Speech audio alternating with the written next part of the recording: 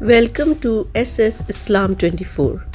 آج میں آپ کے لیے لائی ہوں پیارے نبی کی پیاری مسکراہٹیں۔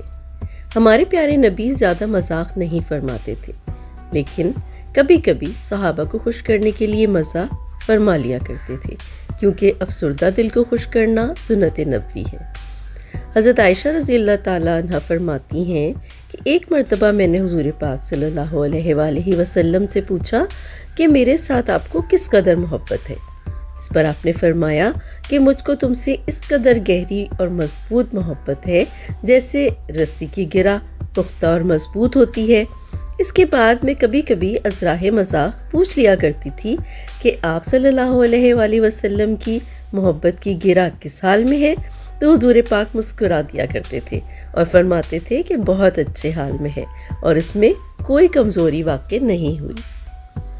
حضرت ابو ذر غفاری فرماتے ہیں کہ حضور پاک صلی اللہ علیہ وآلہ وسلم نے فرمایا کہ قیامت کے روز ایک انسان کو اللہ تعالیٰ کے حضور پیش کیا جائے گا اور حکم ہوگا کہ اس کے چھوٹے گناہ پیش کیے جائیں، اور وہ انسان ان گناہوں کا اقرار کرے گا اور مان لے گا کہ ہاں اس نے یہ گناہ کیے تھے، اور دل ہی دل میں پریشان بھی ہوگا کہ ابھی تو اور بھی بہت سے گناہ باقی ہیں۔ اس دوران ارشاد خداوندی ہوگا کہ اس شخص کو ہر گناہ کے بدلے ایک ایک نیکی دی جائے۔ اس پر وہ شخص اپنے باقی کے گناہوں کا بھی فوراً ہی اعتراف کر لے گا اور کہے گا کہ ابھی تو میرے بہت سارے گناہ باقی ہیں، یعنی اس طرح سے وہ اللہ تعالیٰ اس سے گناہوں کا اعتراف کروا لیں گے۔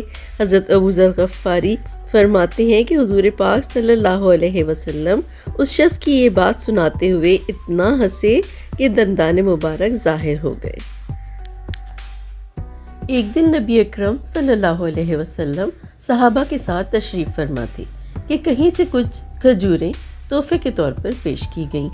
آپ صلی اللہ علیہ وسلم نے قبول فرما کر صحابہ سے کہا کہ کھاؤ، اور خود بھی کھجوریں کھانے لگے۔ اس محفل میں حضرت علی بھی موجود تھے جو سب سے کم سن تھے۔ حضور پاک صلی اللہ علیہ وسلم نے کھجوریں تناول فرما کر تبسم فرماتے ہوئے گٹھلیاں حضرت علی کے سامنے رکھنی شروع کر دیں۔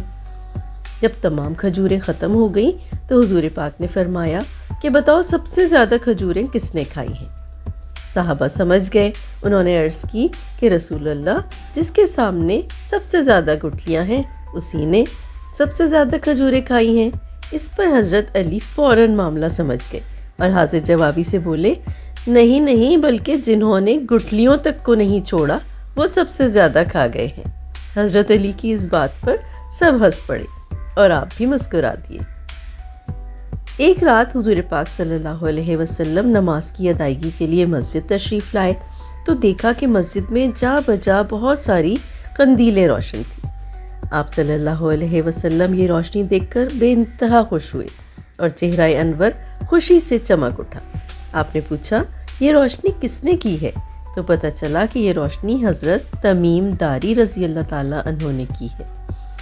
آپ ان سے بے حد خوش ہوئے، مسکرائے اور ان کے لیے دعائے خیر فرمائی۔ اگر آپ کو میری یہ کوشش پسند آئی ہے تو میرے چینل کو سبسکرائب کیجیے تاکہ میں اسی طرح حضور پاک صلی اللہ علیہ وآلہ وسلم کی زندگی کے مختلف پہلو اجاگر کرتی رہوں۔ شکریہ۔